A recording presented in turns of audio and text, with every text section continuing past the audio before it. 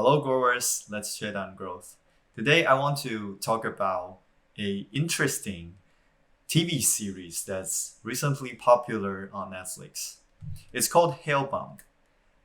Initially, when my friend introduced this series to me, it was kind of like a comedy because there will be three demons coming out from hell and then beat the crap out of a person and then suck his soul and then bring him to hell, right?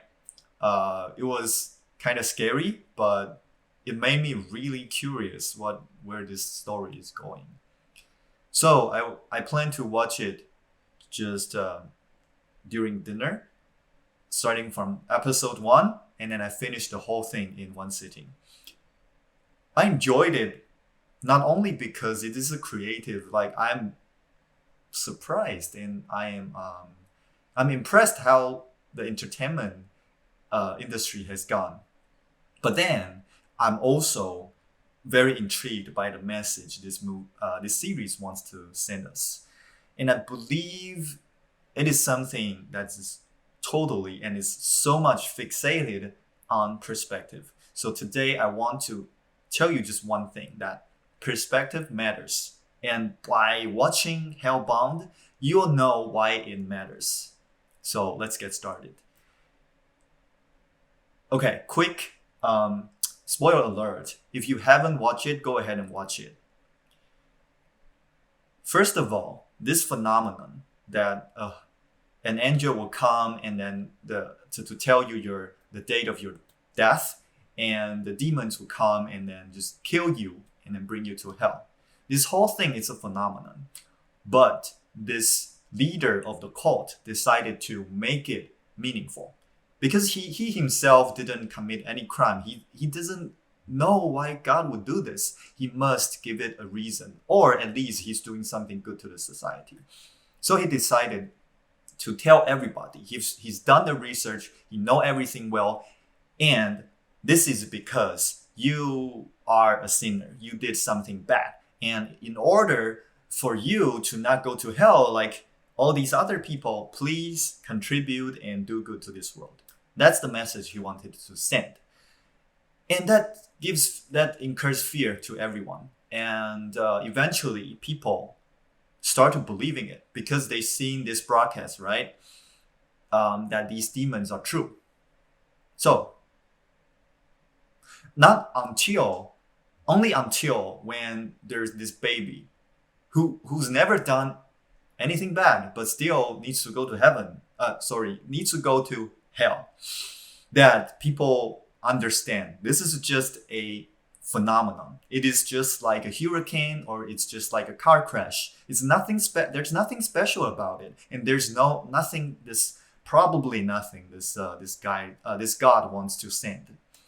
When you look at this whole phenomenon from this new perspective, you understand one thing, that you're not confined by this fear anymore.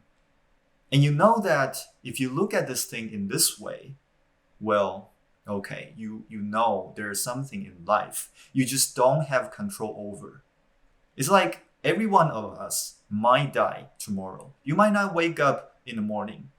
So cherish your day. Cherish and be happy that you're still alive right now. That is a very good advice I would consider. If I push this notion even further, do you know what happens when these demons, after the demons drag you into hell? Do you know what hell looks like? No, right? So what if these demons was just going to like beat you up so your body can reform, and when you're in hell you become all healthy and the way you want to look and be the person you want and eat whatever and then do whatever you want in hell? Maybe that is what hell is, right? It's not included in this series, but if you have this if this guy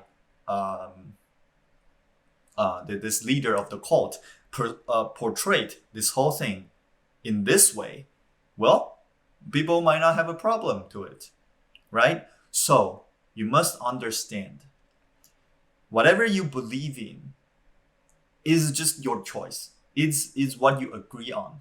This society give this notion, or this cult bring the society to come to this conclusion that going to hell is a bad thing, and then having you beaten up means you've done something bad, and this is the rule that you should follow. I want to talk about this book called The Fourth Agreement.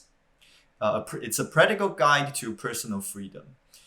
This book is very interesting because I have this personal coach, and she said she recently read this book and it was a really good one. That's why I purchased it.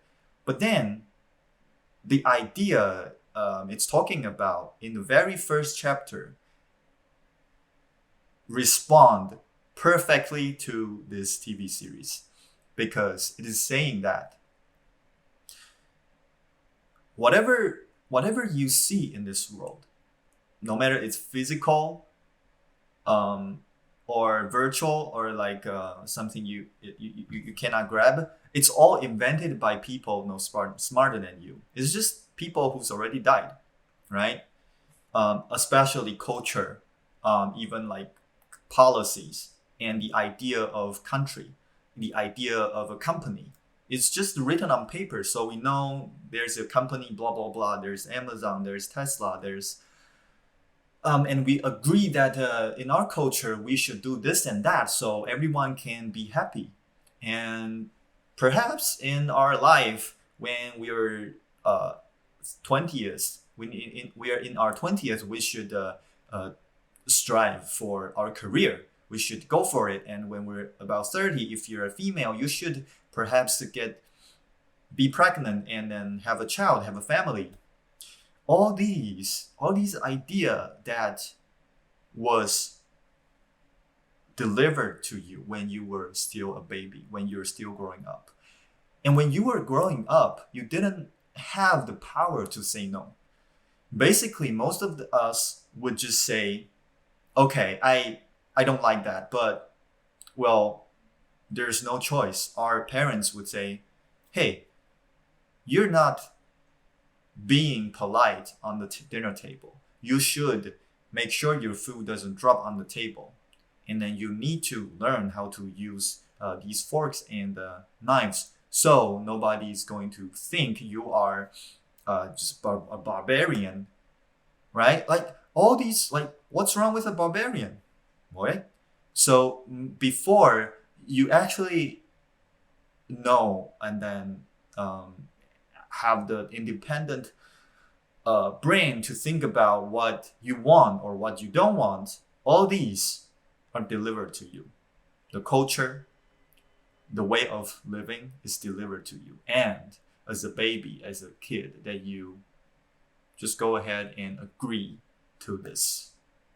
And this is the time you can start to think about, okay, perhaps there are many aspects of my life. It was just an agreement that I didn't think too much about it and I agreed on, and it became my subconscious. So I am confined to this limited way of thinking.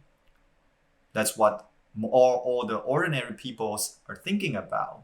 And because I'm confined in this thought, I don't have any courage to go out and do something other than this, because it is a fear out of uncertainty, right? It is the same fear why you think, well, in this series, in Hellbound, what is hell? It's not explained, it's not described, you have never seen it, but you're afraid going to it. Who made up this notion that you should be afraid about it, right? It's just out of unknown. So, as a conclusion to today's video, I think what I learned so much, and what I think this is such a great series, is that you can see all of these characters, they were going through different kinds of paradigm shift as they try to find meaning, and then sometimes they failed, sometimes they fixated on one meaning and they want to go full on with it, and or some of them eventually find different meanings, and then that eventually free themselves. It's a new perspective that gives them freedom. So for example, for this phenomenon, if you understand or if you look at this, okay, I don't know, maybe there's a meaning behind this, but I don't know. I simply don't know what the meaning is. So I can just treat it like any other accident. I will be sad, but it is not my fault. And when you know that, it's a whole world of difference. It's so much different.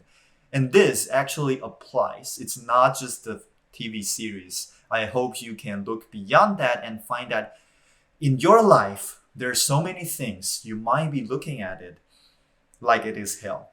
Like if I have this problem, this means I'm going to hell. This means I must be bad.